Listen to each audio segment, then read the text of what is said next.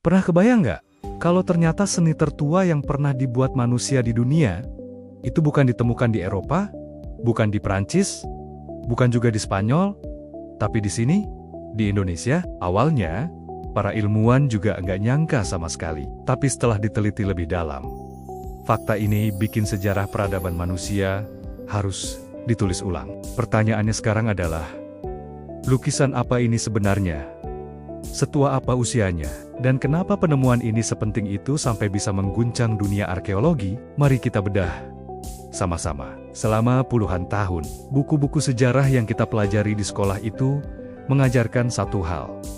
Kalau manusia mulai berpikir simbolik, membuat karya seni, dan menceritakan kisah lewat gambar, itu semua dimulainya di Eropa. Kita pasti sering dengar nama Gua Lascaux di Prancis, atau Gua Altamira di Spanyol. Gambar-gambar bison, kuda, dan adegan berburu di sana seolah menjadi bukti bahwa Eropa adalah pusat lahirnya kebudayaan modern. Seolah-olah, di belahan dunia lain, manusia purba cuma sibuk hidup, makan, tidur, dan bertahan hidup saja.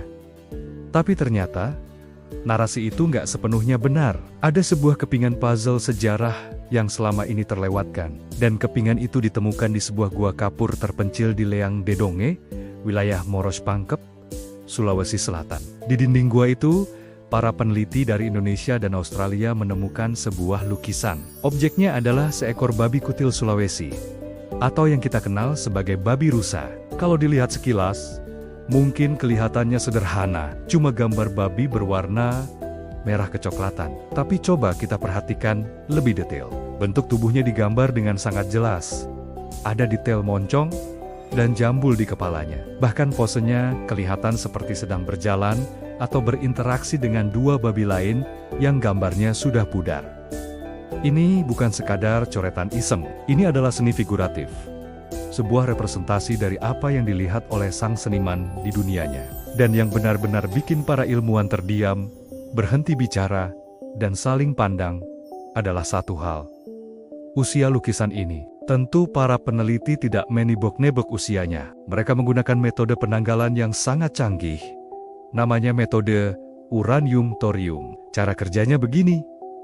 Di atas permukaan lukisan purba, seringkali tumbuh lapisan mineral tipis yang terbentuk dari air yang merembes di dinding gua, mirip seperti kerak kapur. Nah, para ilmuwan mengambil sampel lapisan mineral ini, lalu mengukur peluruhan unsur uranium yang ada di dalamnya. Logikanya sangat simpel.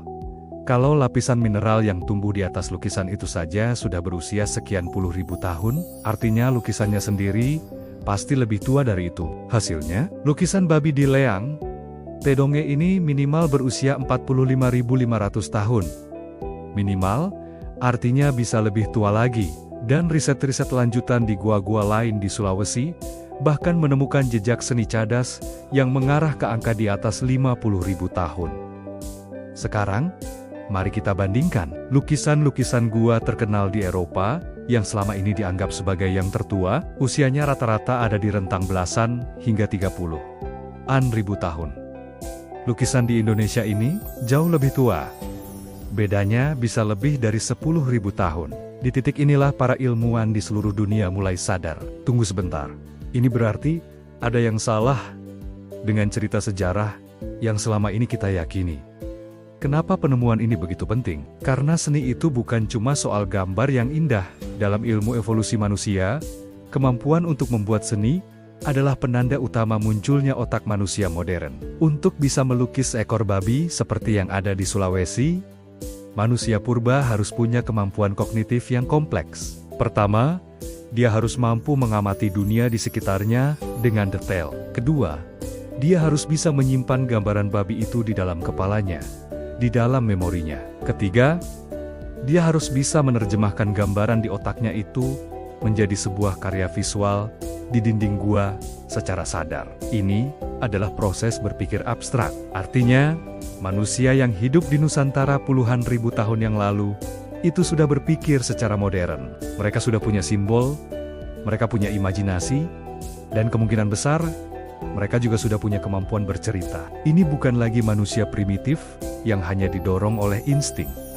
Ini adalah manusia modern secara mental, sama seperti kita. Lalu muncul pertanyaan besar. Kalau memang jejak peradaban secanggih ini sudah ada di Indonesia sejak puluhan ribu tahun lalu, kenapa kita baru tahu sekarang? Kenapa seolah-olah sejarah kita tertinggal? Jawabannya mungkin agak tidak enak didengar. Selama bertahun-tahun, dunia penelitian arkeologi dan paleoantropologi itu terlalu Eropa-sentris. Terlalu fokus ke Eropa.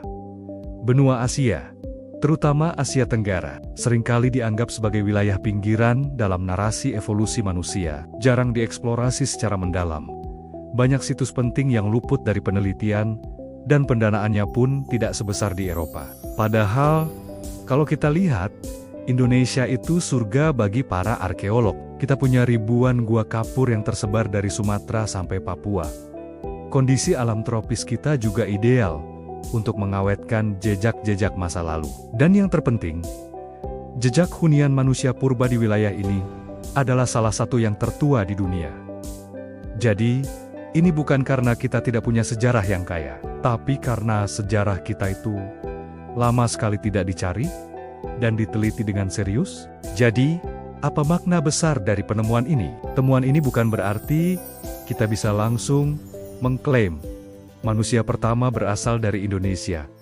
Bukan itu poinnya. Makna yang jauh lebih besar dan lebih mendalam adalah, ternyata peradaban manusia modern, kemampuan untuk berpikir, berkesenian, dan bercerita, itu tidak lahir di satu tempat saja, lalu menyebar ke seluruh dunia. Kemampuan luar biasa ini tumbuh secara independen di banyak wilayah di dunia pada waktu yang hampir bersamaan.